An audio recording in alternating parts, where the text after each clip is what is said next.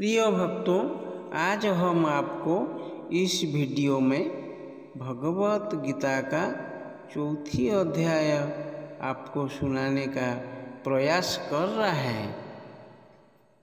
चलिए श्रीमद् भगवत गीता की चौथी अध्याय शुरू करते हैं, जिसका नाम है ज्ञान कर्म संन्यास योग। इससे आप भगवान श्री कृष्ण को ध्यान करते हुए सुने और इस गीता ज्ञान को समझने की या मनन करने की प्रयास करिए।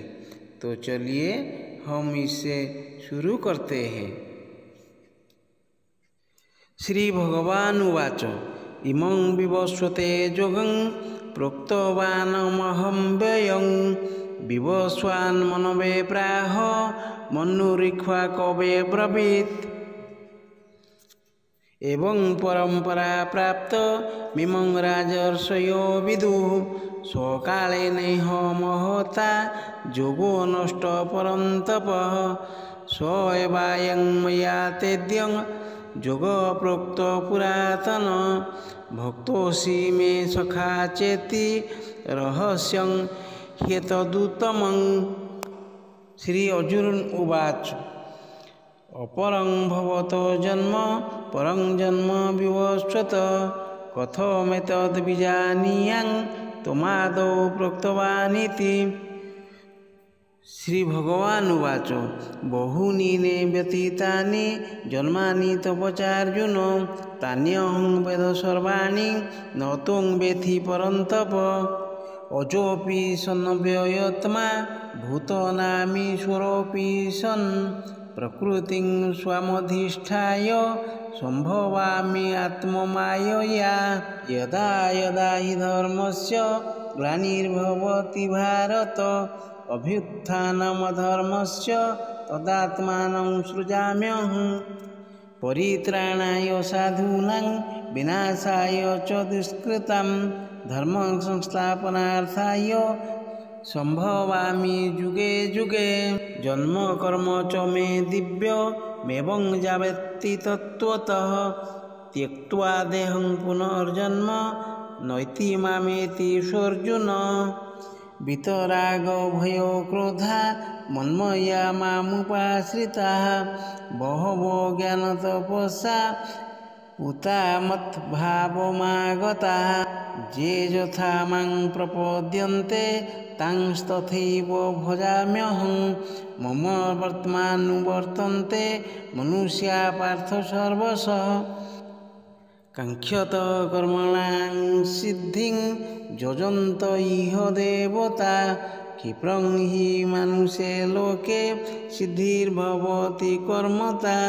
चातुर्वर्ण्यं मया सृष्ट गुणकर्म विभागश तस्य कर्तारमपि मां विद्य कर्तारमव्ययं। न मां कर्माणि लिम्पन्ति न मे कर्मफले स्पृहा इति मां योऽभिजानाति कर्मभिर्न स वा बध्यते। एवं ज्ञात्वा कृतं कर्म पूर्वैरपि मुमुक्षुभिः कुरु कर्मैव तस्मात् पूर्वैः पूर्वतरं कृतं। किं कर्मेति कवयोऽप्यत्र मोहिता तत्ते कर्म प्रवक्ष्यामि यज्ज्ञात्वा मुख्यसे शुभात्। कर्मणो ह्यपि बोद्धव्यं च विकर्मणः अकर्मणश्च बोद्धव्यं गहना कर्मणो गति। कर्मण्यकर्मजः पश्येत् कर्मणि च कर्मजः स बुद्धिमान् मनुष्येषु सयुक्तो कृष्णकर्मकृत्। यस्य सर्वे समारम्भा कामसङ्कल्पवर्जिताः ज्ञानाग्निदग्धकर्माणां तमाहुः पंडितं बुधा। त्यक्त्वा कर्मफलासङ्गं नित्यतृप्तो निराश्रय कर्मण्यभिप्रवृत्तोऽपि नैव किञ्चित् करोति स।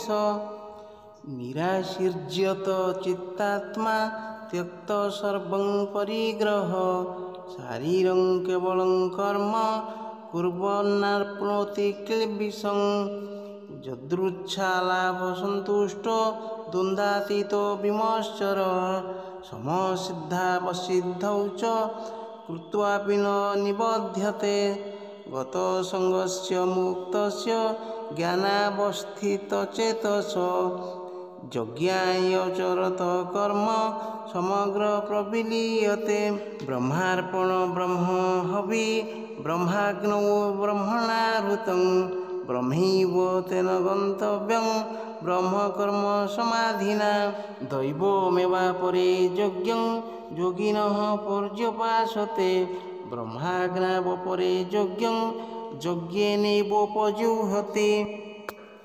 श्रोत्रादीनिन्द्रियाण्यन्ये संयमाग्निषुजुह्वति शब्दादीन् विषयानन्य इन्द्रियाग्निषुजुह्वति सर्वाणि इन्द्रियकर्माणि प्राणकर्माणि चापरे आत्मसंयम योगाग्नौ जिह्वति ज्ञानदीपिते द्रव्ययज्ञस्तपोयज्ञ योगयज्ञस्तवापरे स्वाध्याय ज्ञानयज्ञश्च यतय संसितव्रतः अपाने जिह्वति प्राणं प्राणे पानं तथा परे प्राणापानगतिरुद्ध्वा प्राणायामपरायणा अपरे नियताहारा प्राणान् प्राणेषु जिह्वति सर्वोप्यते यज्ञविदो यज्ञक्षयत कल्मषा यज्ञशिष्टामृतभुजो यान्ति ब्रह्म सनातनं नायं लोकोऽस्त्ययज्ञस्य कुतोऽन्यो पुरुषोत्तम एवं बहुविधा यज्ञा वितता ब्रह्मणो मुखे एवं बहुविधा यज्ञा वितता ब्रह्मणो मुखे कर्मजान् विधितान् सर्वा नेवं ज्ञात्वा विमोक्ष्यसे श्रेयान् द्रव्योमयाद् यज्ञात् ज्ञानयज्ञ परन्तप सर्वं कर्माखिलं पार्थ ज्ञाने परिसमाप्यते तद्विधि प्रणिपातेन परिप्रश्नेन सेवया उपदेक्ष्यन्ति ते ज्ञानं ज्ञानिनस्तत्त्वदर्शिनः यज्ज्ञात्वा न पुनर्मोहमेवं यास्यसि पाण्डव येन भूतान्यशेषेण द्रक्ष्यस्यात्मन्यथो मयि अपि चेदसि पापिभ्यो सर्वेभ्यो पापकृत्तम सर्वं ज्ञानप्लवनैव वृजिनं सन्तरिष्यसि यथैधांसि समिधोऽग्नि भस्मसात् कुरुतेऽर्जुन ज्ञानाग्नि सर्वकर्माणि भस्मसात् कुरुते तथा न हि ज्ञानेन सदृशं पवित्रमिह विद्यते तत् स्वयं योगसंसिद्ध कालेनात्मनि विन्दन्ति श्रद्धावान् लभते ज्ञानं तत्पर संयतेन्द्रिय ज्ञानं लब्ध्वा परां शान्ति मोचिरेणाधिगच्छति अज्ञश्चाशब्दधानश्च संशयात्मा विनश्यति नायं लोकोऽस्ति न परो न सुखं संशयात्मनः योगसंन्यस्तकर्मणां ज्ञानं संच्छिन्नं संशयं आत्मवन्तं न कर्माणि निबध्नन्ति धनञ्जय तस्माद् ज्ञानसम्भूतं हृत्स्थं ज्ञानशीनात्मनः चित्तैनं संशयं योगो मातिष्ठोत्तिष्ठ भारत इति श्रीमहाभारते श्रीमद्भगवद्गीतासूपनिषत्सु ब्रह्मविद्यायां योगशास्त्रे श्रीकृष्ण अर्जुन संवादे ज्ञानयोगवर्णने नाम चतुर्थोऽध्याय। जय श्रीकृष्ण।